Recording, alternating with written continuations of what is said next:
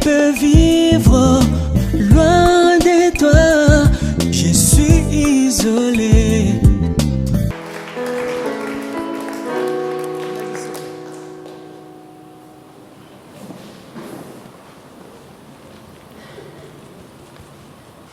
Praise the Lord, brethren. Hallelujah. Amen. Can we say Jesus is the King of Kings? He's the Lord of Lords. He's our Savior. He's our Redeemer. Hallelujah. Amen. So, we are very grateful to the Lord today for a wonderful visitation by Him today. He's with us. And we thank Him. And what a joy to have Presbyter Mukendi Bondo, not the Mukendi who wrote the book of the testimony with me, but this is another one. Hallelujah. Amen. He has been with us a blessing for 2 Sundays. And today again, before he leaves this week that we are starting today, he's going to be flying. So we decided that it is good that he gives us his hot message that will really remain with us as a gift that we will be using to remember him in our prayers and in everything. He has been a blessing for us. The 2 Sundays before that, he taught us a wonderful teaching on loving one another. And then last Sunday, you yourself, you saw he was a powerful evangelist. And today, the Lord is with him. He will lead us in the streams of spirit water. So, Presbyter Mukendi, welcome. He is the administrator of Cristo Church in the entire DRC.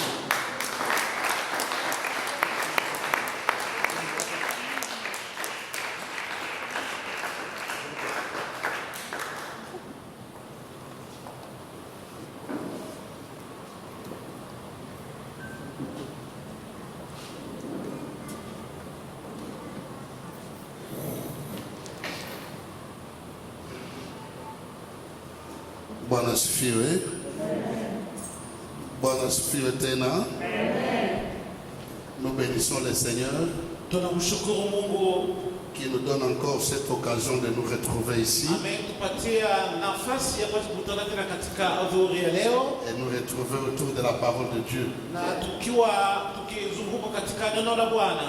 Aujourd'hui c'est mon dernier dimanche, Leo ni juma yangu ya pili ya mwisho kwa pamoja nanyi. comme papa vient de le dire, Chris mchungaji anatoka kuyasema parce que dans la semaine ici je dois partir. kwa sababu wiki tunaoanza itanibidi nirudi nyumbani. Je voudrais dire merci à Dieu Nitaka kumshukuru Mungu kwanza qui a permis que je sois au milieu de vous. aliyeniruhusu niwe miongoni mwenu.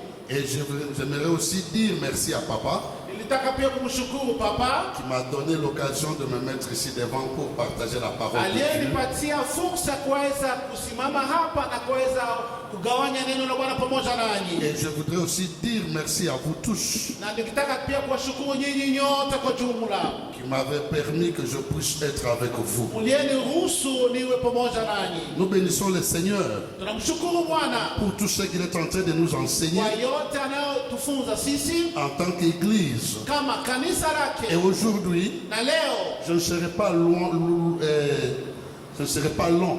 leo sitachukua nafasi refu. Je voulais vous parler d'un sujet Nilitaka kuzungumzia juu ya kichwa ya mafundisho qui a trait à l'évangélisation. inayoelekea sana katika hali ya uinjilisti. Voilà pourquoi nous allons ouvrir nos Bibles Ndio sababu tutafungua Biblia zetu dans le livre des Proverbes, katika kitabu cha Methali au chapitre 16, verset 4. sura 16 mstari wa 4. Nous allons seulement lire un seul verset. Tutasoma tu andiko moja. Le livre des Proverbes, Kitabu cha Methali verset 16, chapitre 16, sura 16 et verset 4. mstari wa 4. Voilà. Nous pouvons lire ensemble. Tunaweza kusoma sote pamoja.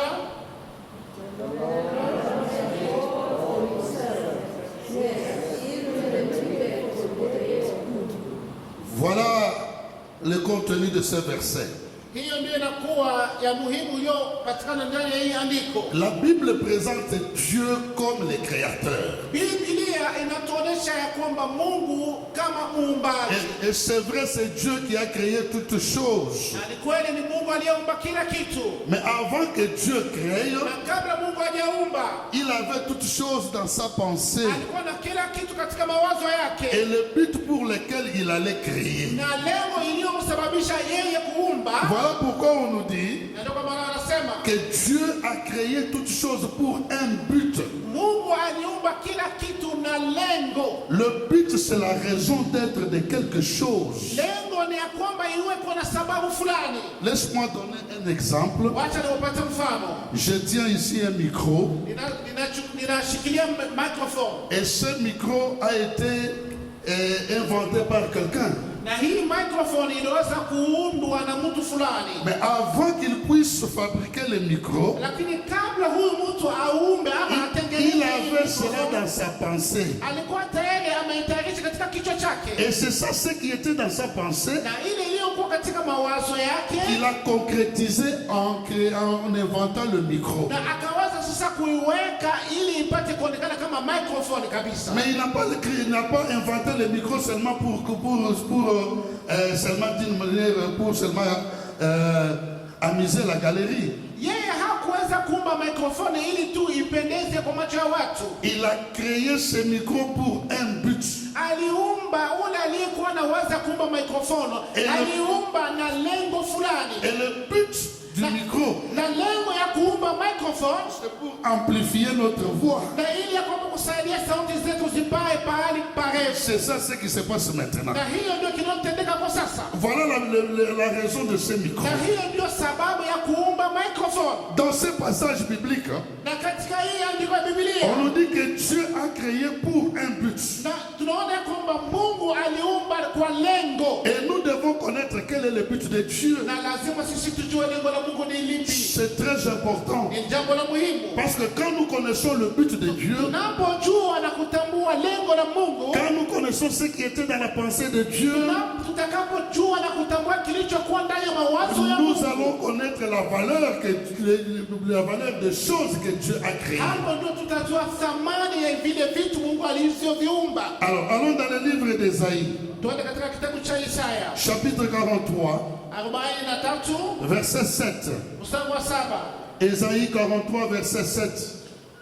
Isaya 43 mstari wa 7.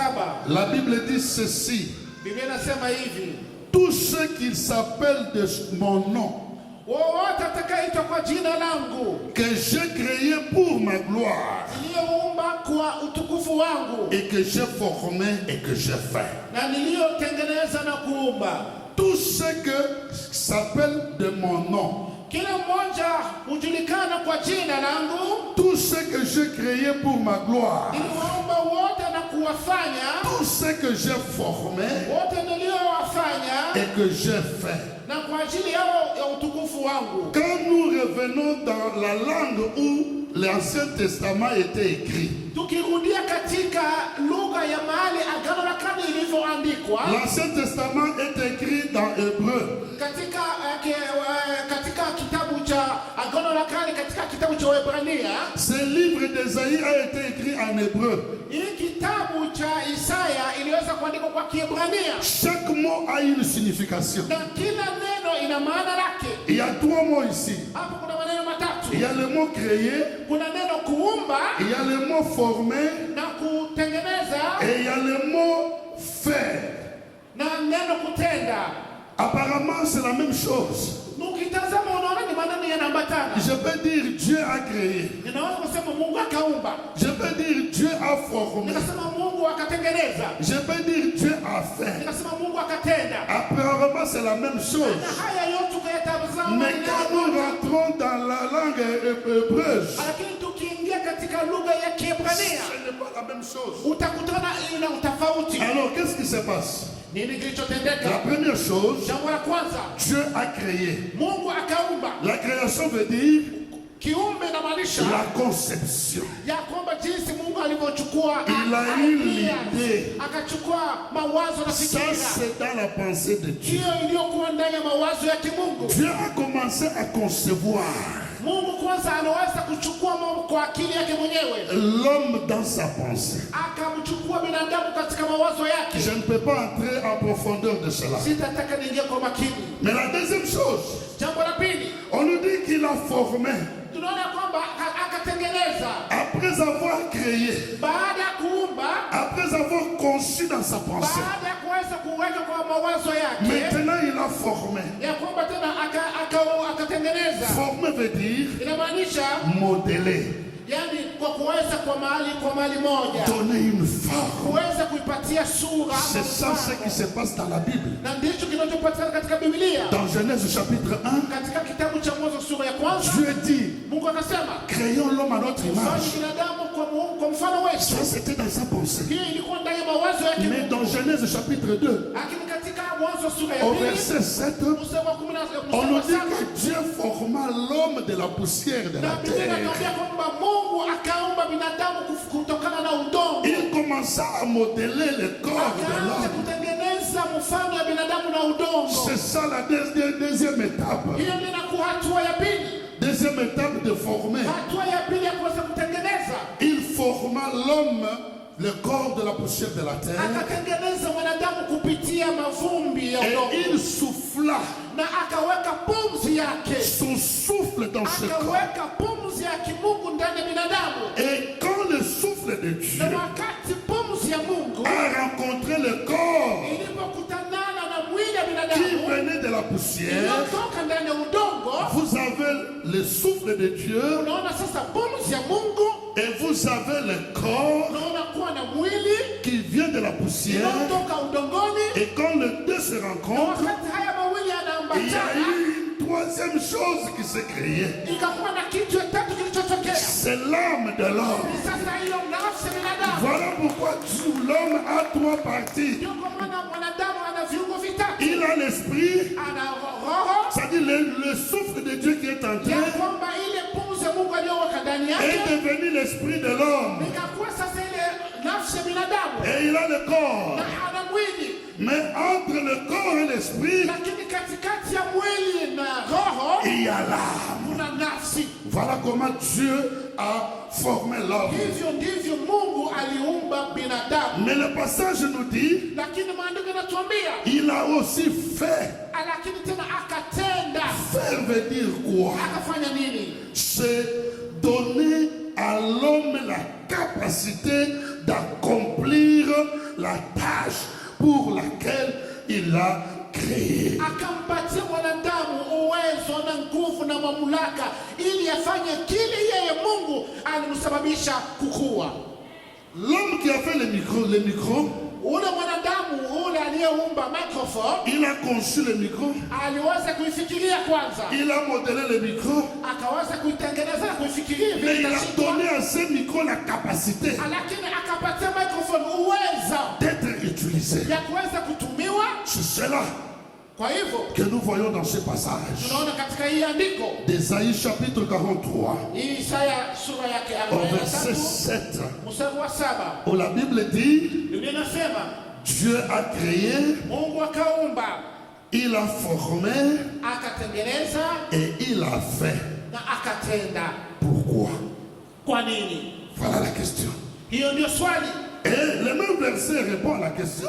na hiyo andiko inajibu katika hiyo maswali. Ésaïe chapitre 43 verset 7 répond à la question. Isaya 43 mstari wa 7 inapatia jibu ya hii swali. Dieu a créé, Mungu akaumba, Dieu a formé Mungu akatengeneza, et Dieu a fait na Mungu akatenda pour sa gloire. kwa utukufu yake mwenyewe. Voilà le but de Dieu. Hiyo ndio lengo la Mungu. Le but de Dieu Lengo ya Mungu en formant l'homme, kwa kutengeneza mwanadamu, tout d'abord en créant kwa l'homme, kumuumba mwanadamu, en modelant l'homme, akamtengeneza, en lui donnant la capacité, akampatia uwezo c'est pour sa gloire. kwa sababu ya utukufu Dans yake.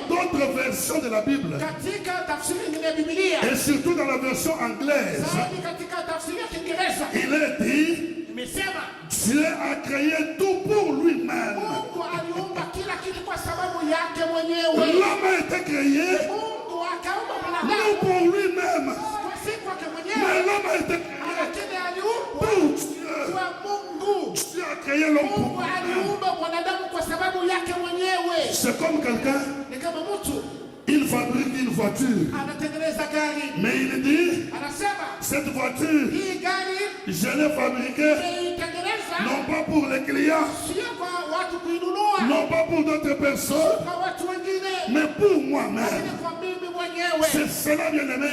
Ndio hivyo, Chaque personne doit connaître kila mtu lazima ajue que Dieu qui l'a créé, ya kwamba Mungu il a aliyekuumba pris le temps. alichukua nafasi. Dieu a pris le temps Mungu akachukua nafasi dans son laboratoire katika chumba chake cha à kutengeneza, concevoir, akachukua mawazo, à former akatengeneza, et à faire l'homme akaumba mwanadamu pour lui-même. kwa sababu yake mwenyewe, Pour lui. kwa yake Pour mwenyewe, lui-même Dieu. kwa sababu yake mwenyewe. Mungu Tu as été créé pour Dieu. uliumbwa kwa sababu ya Mungu mwenyewe, Tu as été créé pour Dieu. uliumbwa kwa sababu ya Mungu Dieu mwenyewe. ne t'a pas créé pour les diables. Mungu hakukuumba kwa sababu ya shetani, Non, il hapana. t'a créé pour lui-même. Alikuumba kwa sababu yake Pour mwenyewe. faire quoi? Ili ufanye nini? Pour lui donner la gloire. Ili upatie utukufu, Lui donner la gloire. upatie utukufu, Donner à Dieu la gloire. upatie Mungu utukufu. Voilà pourquoi Ndio kwa maana donner à Dieu la gloire. upatie Mungu Ce utukufu, n'est pas seulement quand nous venons à l'église, sio tu tunapokuta kanisani les dimanches. Jumapili, Non, hapana. à chaque seconde, à chaque heure, chaque jour, Dakika, kila wakati nous devons donner gloire à Dieu. lazima tumpatie Mungu utukufu. Voilà le but de Dieu. Hiyo ndiyo lengo kubwa ya Mungu kuumba mwanadamu. Il y a le but général, Ilikuwa na ile lengo ya jumla, mais il y a aussi le but spécifique. pia kuna ile lengo maalum. Le but général, c'est donner gloire à Dieu. Ile lengo ya jumla ni kwa kupatia Mungu utukufu, Mais en te créant, lakini katika hali ya kukuumba il wewe a aussi un but spécifique pour alikuwa toi. pia na lengo maalum juu yako. Quand tu vas connaître cela Utakapojua maana ya hiyo lengo et que tu vas agir selon ce na qu'il t'a dit, utakapotenda kulingana na hiyo lengo lake Mungu, tu vas accomplir sa hapo volonté, ndio utafanya mapenzi ya Mungu, tu vas lui donner la gloire. upatie Mungu utukufu. Je ne sais pas si chacun comprend. Sijui kama mnanielewa. Voilà pourquoi, bien-aimés, Ndio kwa maana wapendwa, nous nous posons la question. tunajiuliza swali, Comment nous pouvons donner gloire à Dieu? tunawezaje kumpatia Mungu utukufu? Le moyen que Dieu nous a donné Ile njia Mungu alitupatia pour que nous puissions les ili glorifier, tupate kumtukuza, que nous puissions lui donner la gloire, kupatia utukufu, c'est par l'adoration. ni katika hali ya kuabudu, Adorer Dieu, kumwabudu Mungu. c'est le moyen de donner gloire à Ni Dieu. moja ya njia ya kuweza kumtukuza Mungu. L'adoration dont nous parlons ici, Ili kuabudu tunaozungumza hapa, ce n'est pas seulement le fait de venir, nous disons, bon, maintenant c'est le temps de l'adoration. sio tu jinsi tunaweza kufikiria kwamba sasa ni wakati ya kuabudu. L'adoration, ce n'est pas seulement par la musique, Kuabudu sio tu katika njia ya mais vyombo. adorer Dieu veut dire Kuabudu inamaanisha l'honorer, yani kumsujudia, avoir du respect envers Dieu, kumsujudia na kumuheshimu kama Mungu, aimer Dieu, na kumpenda obéir à na Dieu, kumutii yeye Mungu servir na Dieu, kumtumikia. ça fait partie de l'adoration. Inakuwa hali moja ya kuweza kusema unamwabudu Mungu. La musique, Vyombo c'est l'un des moyens où nous exprimons notre adoration ni envers Dieu. moja ya njia tunaweza kudhihirisha hali yetu ya kuabudu Mungu. Il y a plusieurs moyens d'adorer Kuna Dieu. njia nyingi ya kuweza kumwabudu Mungu. Comme je viens de le dire, Jinsi nimetoka kuyasema, que Dieu a un objectif particulier pour ta vie. Mungu ana lengo maalum kwa sababu ya maisha yako. Il a un but particulier pour ta Ana vie. lengo maalum juu ya maisha yako. Si toi tu travailles, Kama unafanya kazi, Dieu t'a appelé en tant qu'enseignant, Mungu amekuita kama mwalimu, Dieu t'a appelé en tant qu'un médecin. Mungu amekuita kuwa kama daktari. Quand tu es en train de faire ton travail, Unafanya kazi yako, tu es en train d'adorer Dieu unamwabudu Mungu au travers de ton travail. kupitia hiyo kazi yako. Bwana asifiwe. Bwana asifiwe. Voilà pourquoi les enfants de Dieu, Ndio kwa maana wana wa Mungu ils doivent comprendre lazima tuelewe à quoi Dieu m'a appelé. ni kwa nini Mungu aliniita. Quand tu fais bien ton travail, Unapofanya kazi yako vile tu es inavyotakikana, en train de donner gloire à Dieu. unampatia Mungu utukufu. C'est une manière d'adorer Dieu dans ton travail. Hali moja kumwabudu Mungu kupitia kazi yako. Voilà pourquoi nous disons Ndio kwa maana tunasema qu'à tout moment, à chaque instant, nous pouvons adorer Dieu. kwa kila wakati, kwa kila namna tunaweza kumwabudu Mungu, Parce que c'est ça le but de Dieu. kwa sababu hiyo ndio lengo ya Voilà pourquoi, Ndio kwa maana au commencement même, katika mwanzo, avant que l'homme soit créé, kabla mwanadamu aumbwe, Dieu avait créé un ange Mungu aliumba malaika appelé Lucifer. anaitwa Lucifer. Lisez dans Ézéchiel chapitre 28, versets 11 à 17. Ukiangalia katika kitabu cha Ezekieli 28 kuanzia 11 kuendelea, Et dans le livre d'Ésaïe au chapitre 14, katika kitabu cha Isaya sura 14 versets 12 à 15. sura 12 mpaka 15. Mais dans Ézéchiel, Lakini katika kitabu cha la Ezekieli Bible dit Biblia inatuambia que quand Lucifer était créé, wakati Lucifer alipoumbwa il était créé avec tous les instruments aliumbwa na vyombo vyote pour adorer Dieu. kwa kuweza kumwabudu Mungu. Il était chargé Alikuwa amepewa hiyo de jukumu conduire l'adoration. ya kuweza kuongoza sifa na maabudu. Mais quand il a vu comment les armées de cieux adoraient Dieu, Lakini baada ya kuona jinsi viumbe vilivyokuwa vikimwabudu Mungu, il a dit, mais cette adoration peut venir à moi.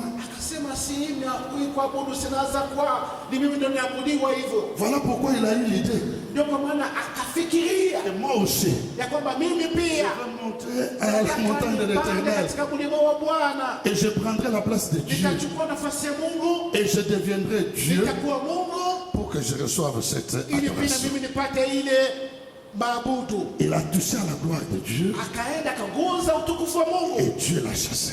na akafukuzwa mbinguni. Il a été chassé. Alifukuzwa vile mnajua vyote katika maandiko. Dieu a créé l'homme Mungu akaumba binadamu pour que l'homme puisse l'adorer. ili mwanadamu apate kumwabudu, Mais même quand il était chassé, lakini hata ijapokuwa alipofukuzwa, Lucifer est devenu Satan. Lucifer akakuwa shetani, Il n'a pas abandonné cette idée-là. bado hajaachilia hiyo. Voilà wazo pourquoi yake. il est venu tromper l'homme. Ndio kwa maana ili mbili akuje na mdanganye mwanadamu, Parce qu'il avait besoin de l'adoration. kwa sababu alikuwa bado anahitaji kuabudiwa. Voilà pourquoi il a trompé l'homme et l'homme a désobéi à Dieu. Na ndio kwa maana akamdanganya mwanadamu na mwanadamu akamwasi Mungu. Et c'est comme ça que l'idolâtrie est entrée. Na ndivyo hivyo kuabudu miungu na sanamu ikaingia. Au lieu que l'homme qui a été créé à l'image de Dieu puisse adorer son Dieu, Kuliko mwanadamu yule aliweza kuumbwa kwa mfano wa Mungu amwabudu Mungu, l'homme commence à adorer les créatures. sasa mwanadamu anaanza kuabudu viumbe. Il commence à donner l'adoration à Satan. Akaanza kuleta maabudu yake akampelekea shetani. Voilà pourquoi Dieu a pris la décision Ndio kwa maana Mungu akachukua uamuzi d'envoyer son Fils, ili atume mwana wake, le Seigneur Jésus-Christ, mwana wetu Yesu Kristo à venir. aje. Pourquoi? Kwa nini? Parce qu'il avait besoin des adorateurs. Kwa sababu alikuwa na mahitaji ya wale watakaomwabudu. Toute l'adoration allait vers Satan. Kuabudu yote ilikuwa kielekea kwa shetani. Et quand Jésus est venu, Na Yesu alipokuja, Satan est venu. shetani akakuja, Il dit à Jésus, akamwambia Yesu, regarde tous les royaumes du monde. tazama ufalme hii wote ninaokuonyesha. Regardez toutes les autorités. Tazama mamlaka yote. Tout ça, ça m'appartient. Haya yote ni yangu mimi. Je suis prêt à te donner. Mjinga sana. Na hii seconde. Anamwambia Yesu, mimi hii yote nitakupatia wewe kama tu ukiniabudu mimi. Voilà ce qu'il a dit. Je te donne toute la gloire du monde si tu m'adores. Ona ujinga wa shetani. Shetani hajua kama hii yote na Yesu. Anamwambia Yesu, Yesu, kama kama ukiniabudu mimi, ukinipigia mimi magoti, haya yote, ufalme na mamlaka na nguvu yote nitakupa wewe. Nous sommes dans Luc chapitre 4 versets 5 à 7. Tuko katika kitabu cha Luka sura ya 4 mstari wa 7 mpaka kuendelea. C'est là où je parle de ces Hapo choses. ndo tunazungumzia haya maneno. C'est là où je dis Hapo ndo tunasema que même quand il a été chassé, hata wakati baada yeye kufukuzwa le mbinguni, diable n'a jamais abandonné lakini shetani bado hajamaliza hamu, cette idée d'être ile adoré. hamu yake yeye kuabudiwa, Et il continue na jusqu'aujourd'hui. bado anaendelea mpaka leo, Il est en train de gagner les gens bado ananyakua watu hapa pour que pale ces gens puissent l'adorer. ili wapate kumwabudu yeye. Mais un jour, Lakini siku moja, quand Jésus était sur la terre, wakati Yesu alipokuwa katika ulimwengu, il était en Judée. alikuwa katika Yudea. Quand vous regardez la carte, Unapotazama ramani, le territoire de Judée, mahali Yudea iko, là où se trouve Jérusalem, mahali Yerusalemu ilipo, au-dessus, juu yake il y a le territoire de Galilée. kuna mahali ya Galilaya. Et nous savons que Jésus a commencé son ministère en Na Galilée. sote tunajua vizuri ya kwamba Yesu Kristo alianza huduma yake huko Galilaya, Et il avait fait de Capernaum son siège ou son quartier général. na akachukua Kapernaumu kama mahali yake, ama tuseme capital city yake. Il était en Judée, Alikuwa Yudea, il devrait rentrer en Galilée. ilimbidi arudi Galilea, Mais entre la Judée et la Galilée, lakini katikati ya Yudea na il y a Galilaya un territoire, kuna eneo, le territoire de Samarie. eneo ya Samaria. Les Juifs Wayuda considéraient les Samaritains walikuwa wakichukua wa Samaria comme des gens de seconde classe. kama watu wale wasiofaa, Parce que seulement les Juifs se considéraient comme le peuple de Dieu. kwa sababu Wayuda wao walikuwa wakijichukua kama watoto wa Mungu. Il n'y avait pas de relation entre eux. Haiwezekana ikuwepo na uhusiano katikati yao. Les Juifs ne voulaient pas passer par la Samarie pour aller en Wayuda hawakuweza kufurahia, hawakufurahia wapitie Samaria ili waende Galilaya. Et quand nous lisons dans l'histoire, Na tunaposoma katika historia, parce que vous savez qu'il y avait le royaume d'Israël, sote tunajua kulikuwa ile ufalme wa Israeli mais qui a été divisé en deux. iliyogawanywa mara mbili. Il y avait le royaume d'Israël qui était resté avec 10 tribus. Ilikuwa na hiyo sehemu ilibaki na kabila 10, Et il y avait le royaume de Juda qui avait la tribu de Juda et de Benjamin. na ilikuwa sasa hiyo ilibaki na kabila ya Yuda na Benjamini. Bwana asifiwe. Bwana asifiwe tena.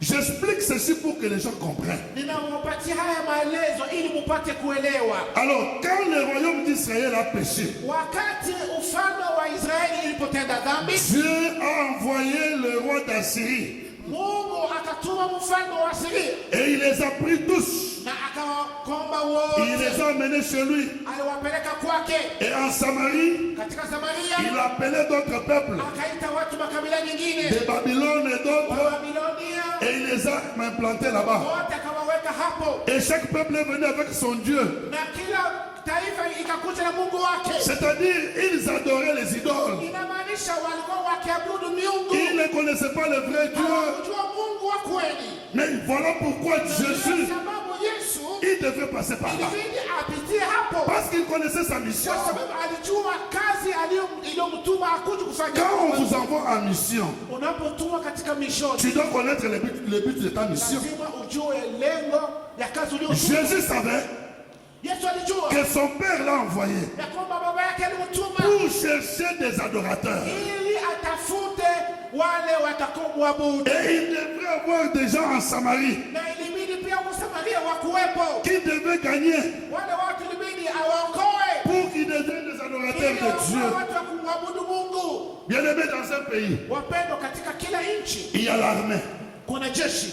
Quel est le travail de l'armée? Kazi ya jeshi ni gani? C'est pour défendre la nation, Kwa kuweza kupigania hiyo nchi, garder les frontières. kuangalia mipaka, Et l'armée a besoin de gens. na jeshi pia inahitaji watu. Voilà pourquoi le gouvernement recrute les gens Ndio kwa maana serikali inakwenda inarekruti watu huko na kule, pour qu'ils puissent le mettre dans l'armée, ili wakuja wazijasili katika jeshi, afin qu'ils soient formés. ili wafunzwe, On leur donne des armes. wawapatie silaha, Ces armes-là, ce n'est pas pour eux. na hiyo silaha asili yao, C'est hapana, pour défendre la na nation. kuweza kulinda nchi. C'est la même chose avec Dieu. Na hivyo hivyo na Mungu. Dieu avait besoin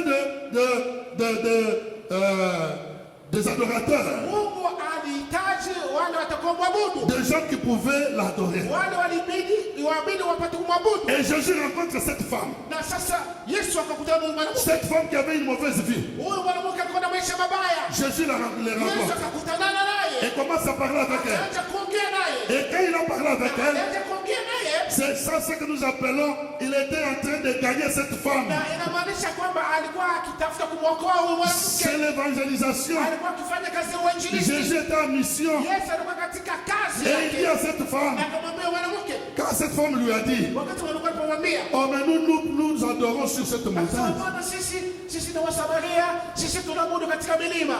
Jésus lui dit, Yesu akamwambia, que l'heure vient. wakati unakuja. Et l'heure est déjà Na venue. hiyo wakati umeshawadia. Où les vrais Ya adorateurs kwamba wote uletekea adoreront mon Père watamwabudu Baba en esprit katika roho et en na vérité. katika kweli.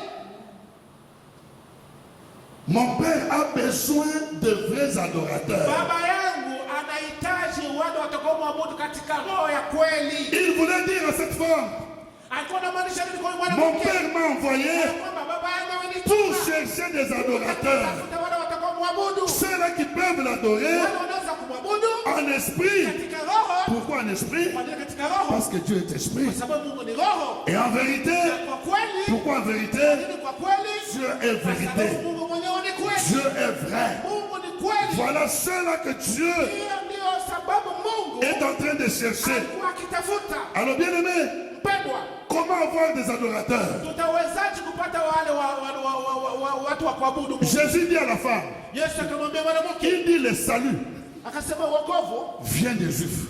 inatoka kwa Wayuda. Qu'est-ce qu'il voulait dire? Alimaanisha nini? Pour être un vrai adorateur de Ili Dieu, kuwa mwabudu wa kweli, il faut être sauvé. lazima uokoke. Alléluia.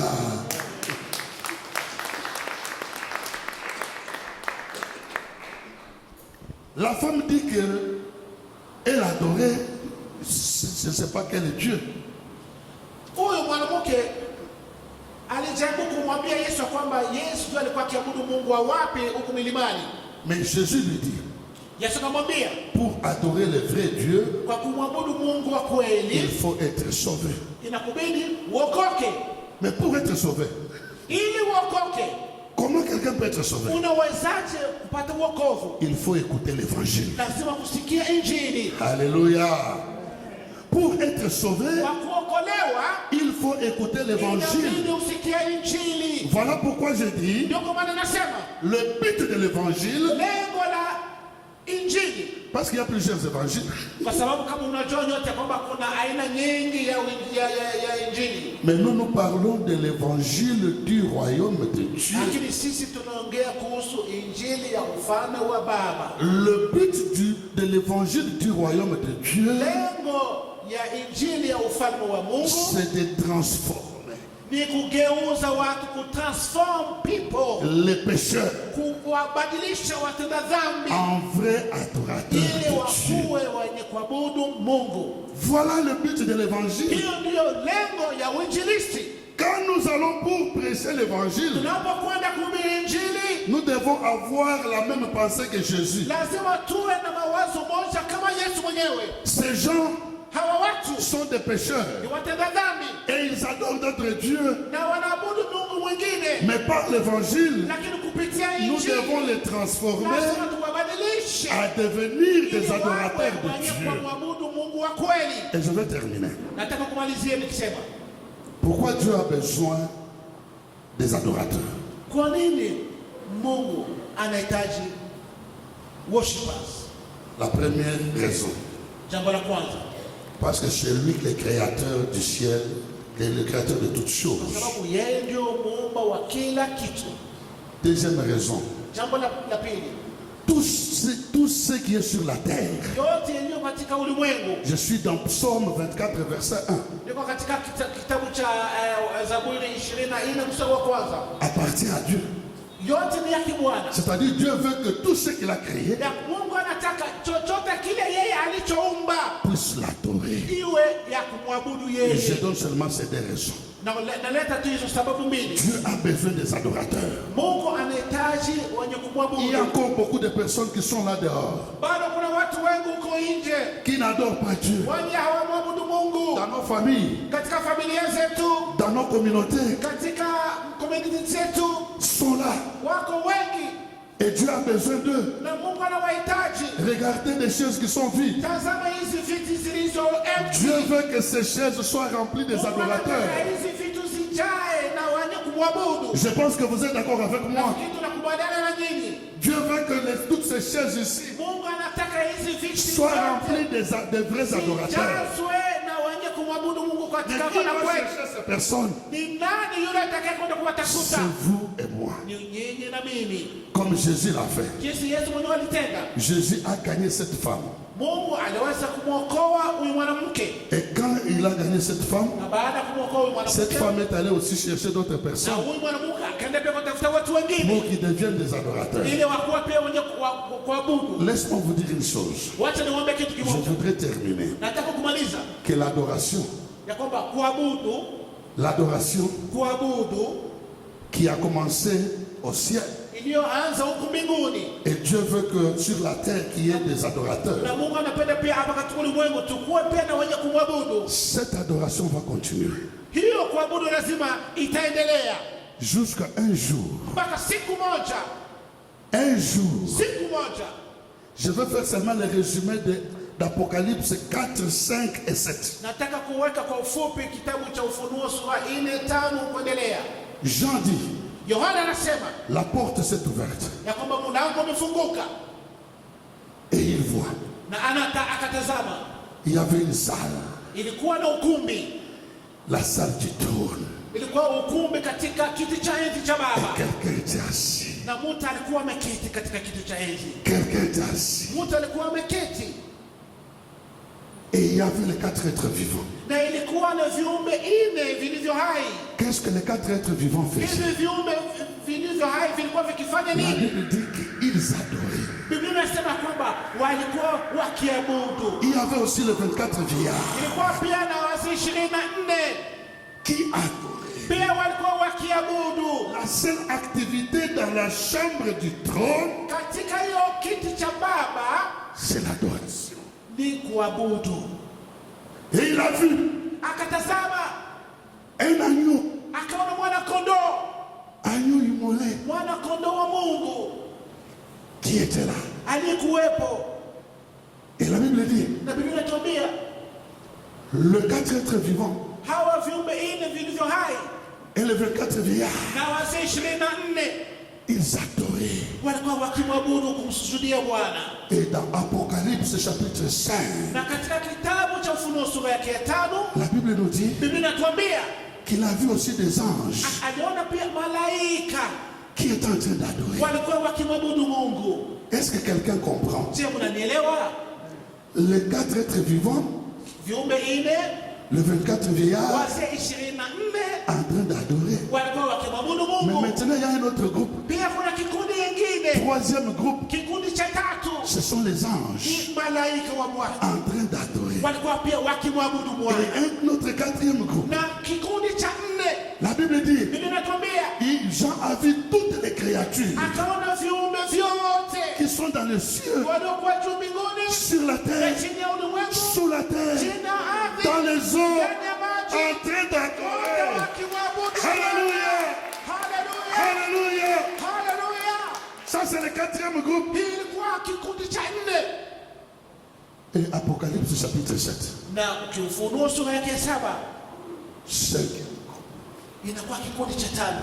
Il a vu des hommes Aliona wanadamu venant de toutes les nations, wakatoka katika kila taifa, de toutes les tribus, katika kila lugha, de toutes les langues, katika kila nchi, en train d'adorer. wakimwabudu Bwana.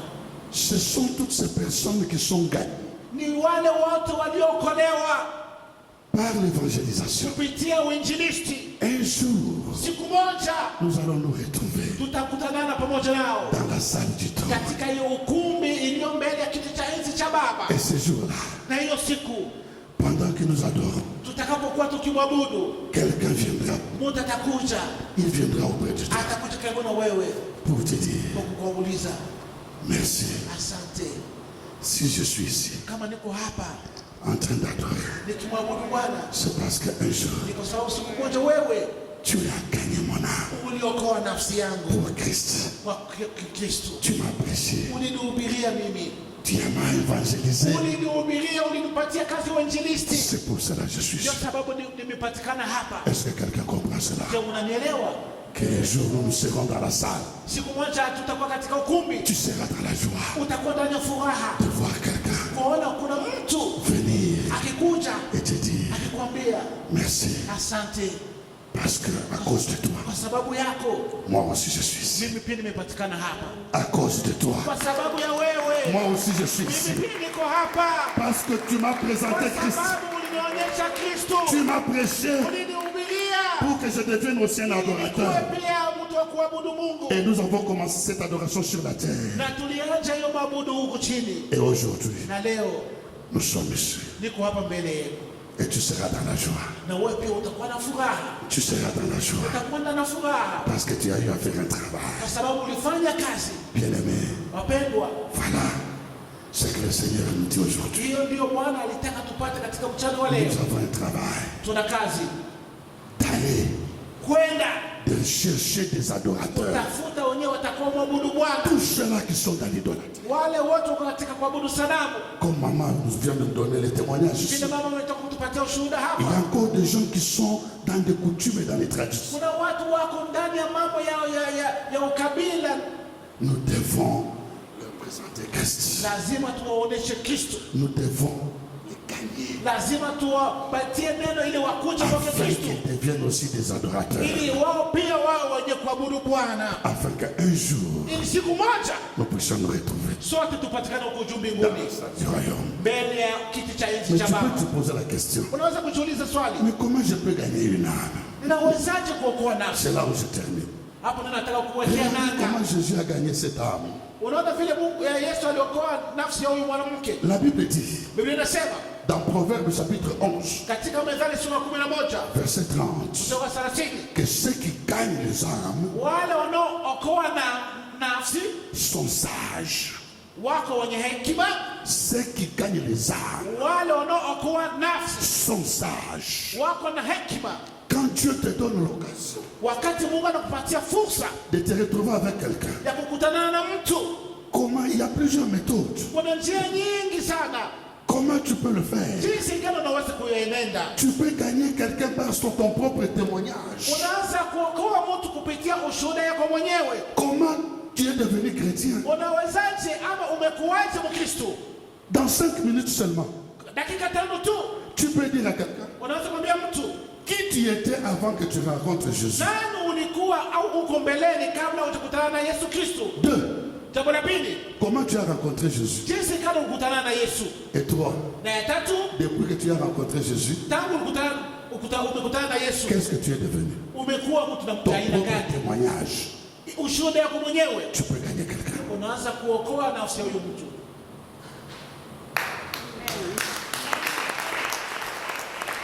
Acte chapitre 26.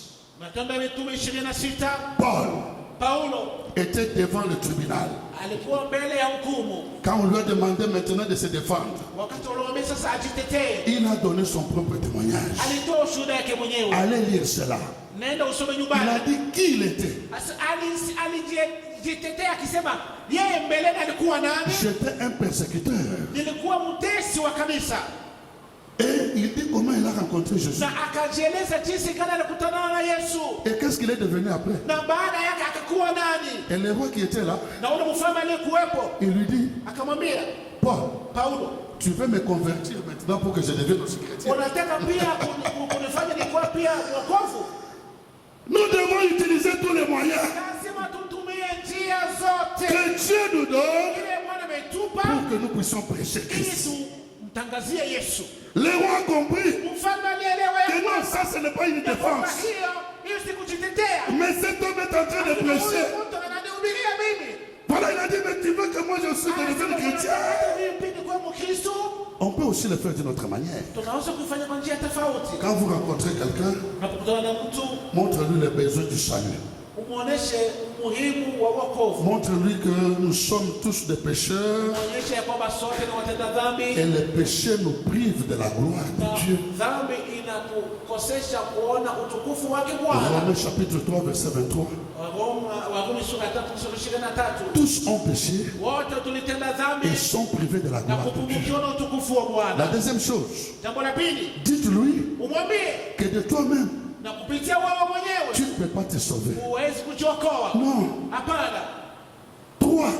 Jambo la tatu, Montre-lui umwonyeshe qu'il faut quelqu'un inabidi mtu fulani vienne te sauver. akuja kuokoe. Vous savez, quand quelqu'un tombe dans l'eau, Unaona mtu anapozama ndani ya maji, il est en train de se battre.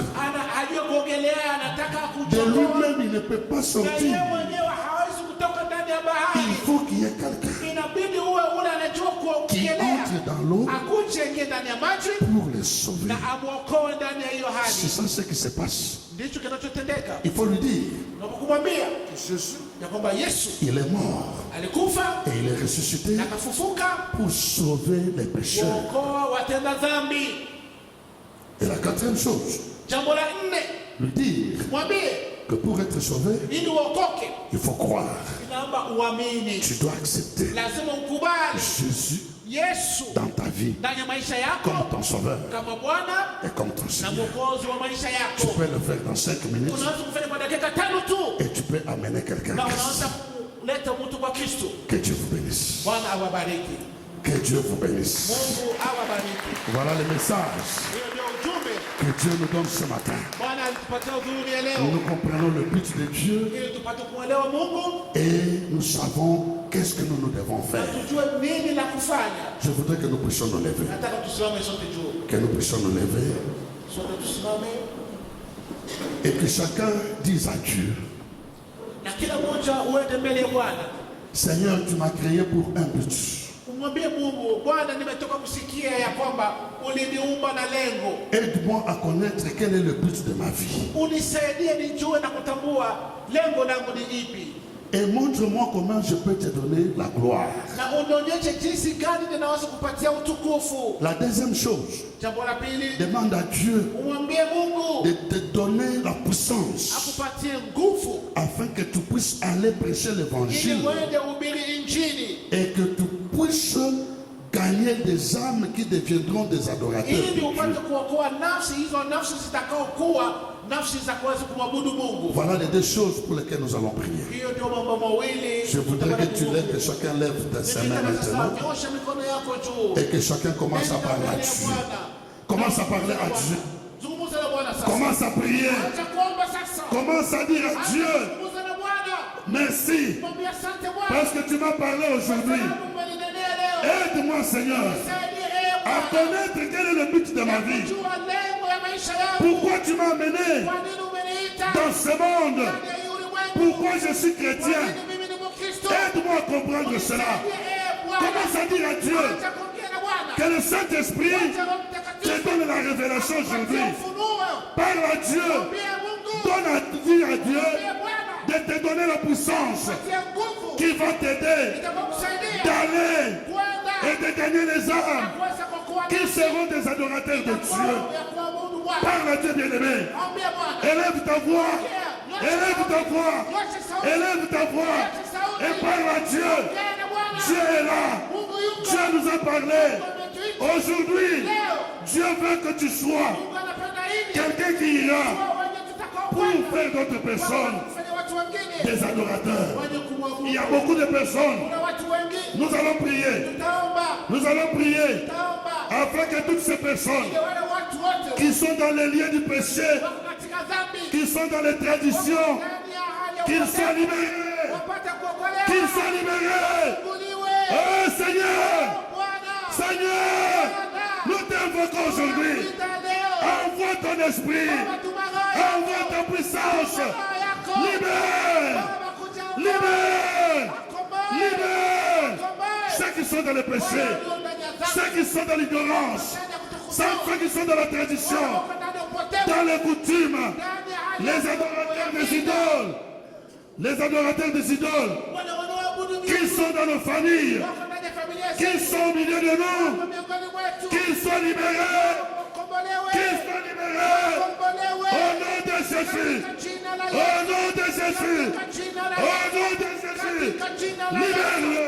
Baba Que la wakombolewe, puissance de la parole, nguvu ya neno, la parole de l'évangile la injilisi, puisse les atteindre, ipate kuwafikia, puisse les toucher, ipate kuwagusa, qu'ils soient libérés, ipate wokovu, qu'ils soient libérés, kukombolewa, qu'ils soient libérés kukombolewa, et qu'ils deviennent na wakuwe des adorateurs de Dieu. wakuya kumwabudu Mungu. Nous te disons merci. Tunakushukuru Bwana, Nous te disons merci. tunakushukuru Bwana, Merci pour cette parole. asante kwa hii neno. Tu nous as parlé, Seigneur. Umetuzungumzia mchana wa leo, Que ton nom soit béni. neno lako litukuzwe, Que ton nom soit glorifié. neno lako libarikiwe, Au nom de Jésus. katika jina la Yesu. Et tous nous disons Amen. Tuseme amina. Que Dieu vous bénisse. Mungu